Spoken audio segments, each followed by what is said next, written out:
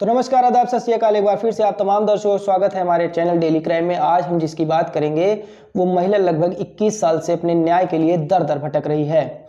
जी हाँ, आज हम बात करेंगे बिल्किस बानो की।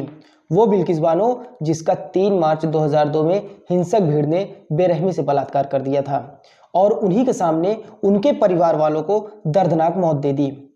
बीते वर्ष में 15 अगस्त को जब पूरा भारत आज़ादी का 75 साल पूरा कर रहा था, तब गुजरात की 41 वर्षीय बिल्किस बानो के लिए वो दिन एक काला दिन साबित हुआ।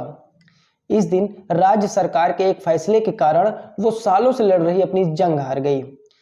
आइए एक नजर डालते हैं बिल्किस बानो की जिंदगी के उन लम्हों के ऊपर जो अभी तक आपसे अनछुए रहे।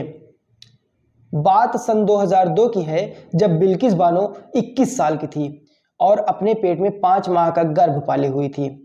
उसी समय गुजरात के गोधरा में साबरमती एक्सप्रेस में आग लगने के बाद सांप्रदायिक दंगों के दौरान हुई हिंसा में अपने रिश्तेदारों के साथ भागने की कोशिश के दौरान उनके साथ बेरहमी से बलात्कार किया गया था और उन पर हमला करने वाली भीड़ ने उनकी 3 साल की बेटी सालेहा व बिल्किस के परिवार के अन्य सदस्यों को बेरहमी से मार डाला था। लेकिन अदालत से न्याय मांगने के लिए लगभग 2 दशकों तक लड़ने के बाद आखिरकार बिल्किस तब हार गई जब सभी सजा याफ्ता 11 दोषियों को गोधरा उप जेल से सरकार द्वारा रिहा करवा दिया गया। देश को झकझोर देने वाले इस भीषण मामले का पूरा घटनाक्रम कुछ इस तरह से सामने आया। बात 3 मार्च 2002 की है, जब अहमदाबाद में 19 वर्षीय बिल्किस बानो के परिवार पर हिंसक भीड़ ने हमला बोल दिया, जिसमें उनके परिवार के 7 सदस्यों की मौत हो गई। उस समय 5 महीने की गर्भवती बिल्किस के साथ सामूहिक बलात्कार हुआ था, जबकि उनके परिवार के 6 अन्य सदस्य भागने में कामयाब रहे। इसी बीच स्थानीय पुलिस अधिकारी सबूतों की कमी का हवाला देते हुए बार बार बिल्किस बानो का मामला दर्ज करने से इनकार करते रहे और मामले को बढ़ाने पर कानूनी कार्रवाई की धमकियां भी देते रहे। इसके बाद बिल्किस ने राष्ट्रीय मानवाधिकार आयोग से संपर्क किया और दिसंबर 2003 में सुप्रीम कोर्ट में एक याचिका दायर की, जिसके बाद सुप्रीम कोर्ट ने मामले की जांच सीबीआई के हाथों में सौंप दी। अब महीना था जनवरी का और साल था 2004, जिसमें सीबीआई ने बिल्किस की शिकायत में पहचाने गए हर एक शख्स के खिलाफ सबूत इकट्ठा करने के बाद सभी संदिग्धों को गिरफ्तार कर लिया गया।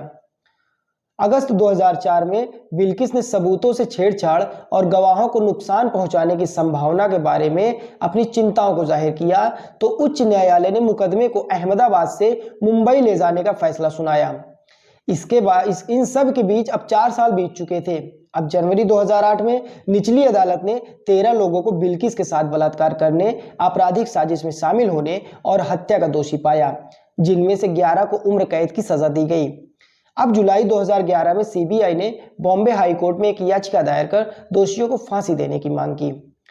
अब तारीख थी 15 जुलाई 2016, जिसमें सामूहिक बलात्कार के आरोप में 11 लोगों द्वारा दायर अपीलों पर बॉम्बे हाई कोर्ट ने सुनवाई की।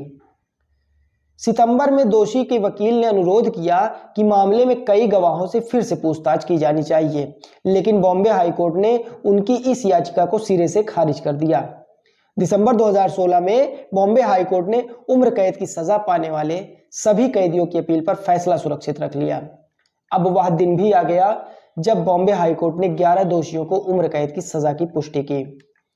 चौंकाने वाली बात तो तब हो गई जब 15 मई 2022 को इनमें से एक कैदी, जो पहले ही 15 साल से अधिक जेल काट चुका था, सुप्रीम कोर्ट के सामने गया और रिहाई की मांग की।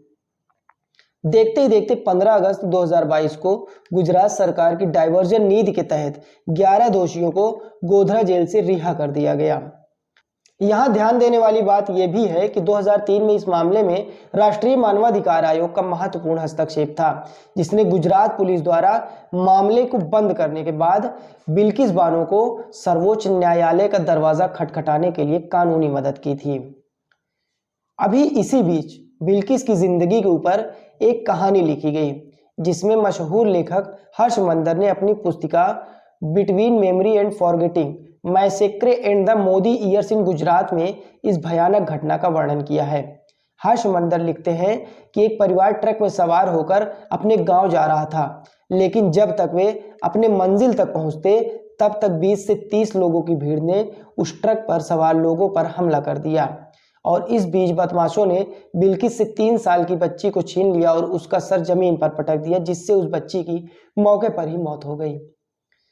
उसी गांव के लोगों ने बारी बारी से एक गर्भवती महिला बिल्किस का बलात्कार किया, उसके परिवार के 14 सदस्यों के साथ छेड़छाड़ की और भीड़ द्वारा बेरहमी से काटकर उनको मौत के घाट उतार दिया गया। आगे लेखक लिखते हैं कि बिल्किस को मरा हुआ समझकर हमलावरों ने उसे नंगा ही और बेहोश छोड़कर वहां से चले गए थे। हालांकि बिल्किस की सांसें चल रही थी और वह किसी तरह वहां से निकलने में कामयाब रही। बिल्किस बानो इस भयावह घटना की एकमात्र गवाह थी। आखिरकार घंटों बाद जब बिल्किस को होश आया तो उनका होश में आना समाज के लिए इंसाफ और इज्जत की लड़ाई के लिए एक लंबे संघर्ष की कहानी की शुरुआत करता था। सरकारी तंत्र ने कथित तौर पर बिल्किस के साथ नाइंसाफी की और उनके खिलाफ काम किया था, क्योंकि जब उन्होंने स्थानीय पुलिस से अपनी शिकायत दर्ज कराने की कोशिश की तब लंबी कोशिशों के बाद एक एफआईआर दर्ज हो पाई थी। शिकायत दर्ज होने के बाद भी इसमें कई अहम मुद्दों को छोड़ दिया गया था। इसके बाद बिल्किस बानो ने राष्ट्रीय मानवाधिकार आयोग का दरवाजा खटखटाया और राष्ट्रीय मानवाधिकार की मदद से सुप्रीम कोर्ट का रुख किया। दिसंबर 2003 में सुप्रीम कोर्ट ने मामले की जांच सीबीआई के हाथों में सौंप दी। 1 महीने के बाद सभी आरोपियों को गिरफ्तार कर लिया गया और मुकदमा शुरू हुआ। 4 साल बाद निचली अदालत ने 20 में से 13 आरोपियों को दोषी पाया। उनमें से 11 को उनके जघन्य अपराधों के लिए उम्र कैद की सजा सुनाई गई और 7 अन्य को सबूतों की कमी के कारण बरी कर दिया गया। उस पुलिस वाले को भी 3 साल की कैद की सजा सुनाई गई जिसने शुरू में बिल्किस बानो की शिकायत दर्ज करने से इनकार कर दिया था। तब बिल्किस बानो ने कहा था, मुझे न्याय चाहिए, बदला नहीं। मैं चाहती हूं कि मेरी बेटियां एक सुरक्षित भारत में पले बढ़ें। सुप्रीम कोर्ट ने बाद में गुजरात सरकार को बिल्किस बानो को नौकरी और आवास के साथ 50 लाख रुपए का मुआवजा देने का आदेश दिया। अब आगे हम ये जानते हैं कि आखिर बलात्कार और हत्या के दोषियों को रिहा क्यों किया गया। पिछले साल 2022 की शुरुआत में दोषियों में से एक राधे श्याम भगवान दास शाह ने गुजरात हाई कोर्ट में उनकी माफी याचिका को इस आधार पर खारिज करने के बाद सुप्रीम कोर्ट का रुख किया था कि आवेदन महाराष्ट्र में दायर किया जाना चाहिए था, जहां ट्रायल समाप्त हो गया था। गुजरात सरकार की पुरानी छूट की नीति के तहत समय से पहले की रिहाई के लिए गुजरात सरकार को निर्देश देने की मांग करते हुए दोषी ने 1992 के एक परिपत्र का हवाला दिया। इस मामले में सुप्रीम कोर्ट ने फैसला सुनाया कि ट्रायल के समापन और निर्णय के पारित होने के बाद आगे की सभी कार्रवाई पर उस नीति पर विचार किया जाना चाहिए जो गुजरात राज्य में लागू होती है जहां अपराध किया गया था, न कि उस राज्य में जहां ट्रायल को ट्रांसफर किया गया था।